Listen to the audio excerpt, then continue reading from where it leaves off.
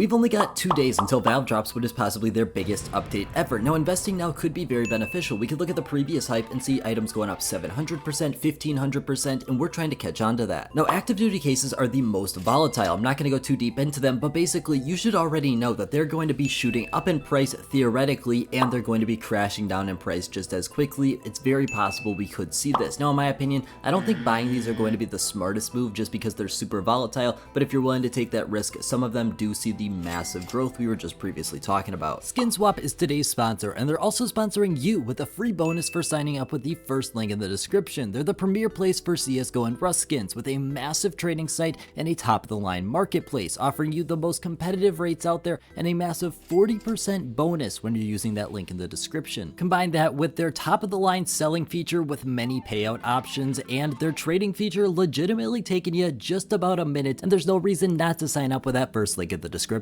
Now instead of those active duty cases, I would highly suggest you go with the rare cases instead. That's because these rare cases are also going to see a very similar shoot up in growth, but they're also going to be keeping a lot more of that growth. Compare that to an active duty case right here, which goes up and then right back down. The rare cases are not like that. Although they do go back down, they're only losing maybe half of what they saw from that major growth. This is very important because this makes it a very good opportunity on both sides. If you want to hold on to these for the long term, that means you don't have to worry about selling them right at the peak. But if you want to try and sell at the peak and get a lot more money, you can do that with the rare cases, and if you don't end up selling at the peak, you're still going to be in a good position to hold off long term, which is not the case with those active duty cases or really any of the other investments we're going to be talking about today. Therefore, in my opinion, I think rare cases are probably going to be a good investment for a lot of people to pick up. We know unboxing numbers are probably going to increase. There's not too many things that can really harm the rare case market, which is one of the most unique aspects inside of CSGO investing because a lot of things have a lot of outside factors messing with them. Rare cases are the only ones that really don't, other than maybe an operation, but that's a whole market impact. Now talking about these pairs capsules, obviously there still is an option to buy in. We don't know when they're going to be specifically removed, but I think it's highly likely the fact that Valve released this tweet, they're probably going to be removed this Wednesday. If I had to make a wild guess, that's because then we can look in the past and see that they gave a removal date of 5 days in advance. This was a week in advance,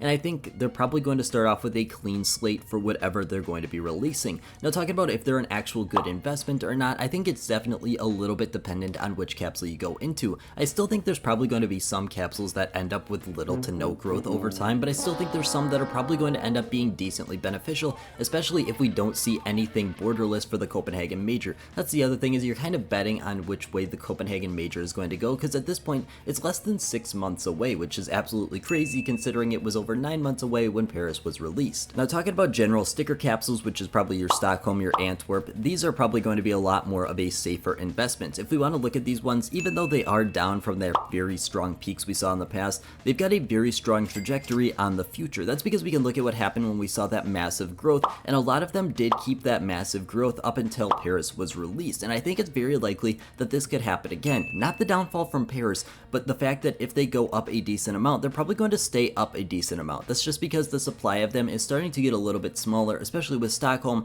and I don't think we're going to see a massive sell-off from a ton of people. Although there's a ton of them out there, I really can't see too many people liquidating off thousands upon thousands of these capsules at one moment. Now obviously you still need to be careful and you still need to make smart decisions, but I don't think we're going to see the absolute crash we saw with like an active duty case, but we could possibly see a very similar trajectory to what we saw with the rare cases. Now with that being said, should you buy into them is obviously up to you and you only. In my personal opinion, I think if you like Paris and you like those borderless stickers but you want a safer alternative, Antwerp and Stockholm are definitely there for you. Paris is one that intimidates a lot of people, and I completely understand when we look at RMR and the fact that RMR was completely disastrous for a long time because of the overinvestment opportunity that presented itself. Now I don't think that's exactly going to happen here with Paris, but a lot of people do, and if you think that's going to happen, Stockholm and Antwerp could be the best alternative for you to invest into. Now talking about hype items, this is one I want to focus in on, specifically the RMR Hollows. As you can see for the RMR Hollows right here, a lot of them saw massive growth, maybe 1000% increase because of this recent hype when we talked about CS2 releasing. However, the fact that I want to point out here is that almost all of them lost a significant amount of this growth, potentially almost all of it, which is very important because we can look at the fact that almost the entire sticker market was up significantly. And the reason this is very important is we can look at Stockholm and Antwerp Hollows and see what exactly happened there. We can look at these three specifically, which are the Movistar Riders, the Maus, and the Tyloo Hollows from Stockholm. All of these three are the same in the fact that they shot up in price, and even though they may have lost a decent amount of their value, they kept most of it. And that's the most important part, is that you don't don't need to be investing into these hype items to see some pretty massive growth, especially in the sticker market specifically, because all of the stickers saw this massive growth, and by investing into the specific ones that actually had good fundamentals, you could keep a decent amount of that growth. Or if you wanted to flip them, you can do the same. Look at the Movistar Riders right here. This is the exact same amount of growth we saw with the G2 RMR Hollow. My point here is you should not be investing into just hype items because you think you're going to be able to flip them. Invest into items that you think have a stronger potential at the long term. So if you cannot flip them at the highest price point, you still have a chance to go ahead and sell them or hold on to them for the long term because they should be a good investment. Not only are hype items the things that rise,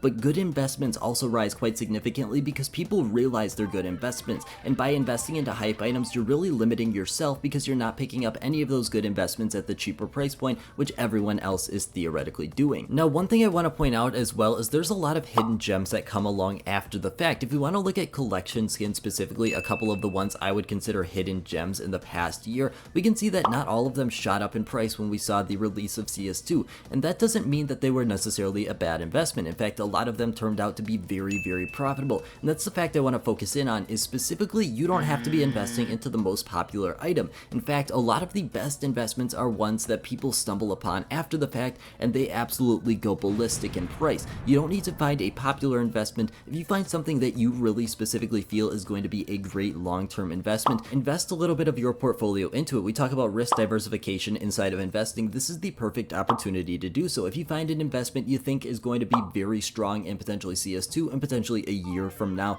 it's a great opportunity for you to put a little bit of money aside, and a lot of them end up doing extremely well, provided that investment you're going into has good fundamentals and has a reason for people to want to have that specific item. Now, when we're talking about skins, I honestly don't think you need to invest today unless you're looking at collection skins. We talked about it previously. Collection skins are a very strong opportunity for you to make a decent amount of money, just because the fact is they're not going to be having any more in their supply, and therefore they usually end up on a very strong trajectory. If we're talking about normal play skins that you're going to be finding in a case, I don't think any of them are going to absolutely explode. However, if you're looking to get into them, a lot of them did go up when we're talking about the hype. We can see the red lines and some of the Asimovs, they go up potentially 75 to 100% over a year-long span, and I don't think waiting is going to be doing you any good when we're talking about in the long term. I wouldn't consider this expressly just an investment. If you want to play skin, I think it's a good opportunity to potentially hop into it before the hype gets it. Now, what would I buy personally? I would definitely be going for some rare cases. I think they've just proven to be such a strong asset, plus the fact is they're not going to be decreasing anytime soon in unboxing numbers. Otherwise, you can definitely look at some capsules. I think Stockholm and Antwerp are good alternatives, and Paris is definitely there if you want some of that risk diversification we so often emphasize. Those are going to be the main two. Other than that, I want to thank you guys so much for watching, and I hope you have a great rest of your day.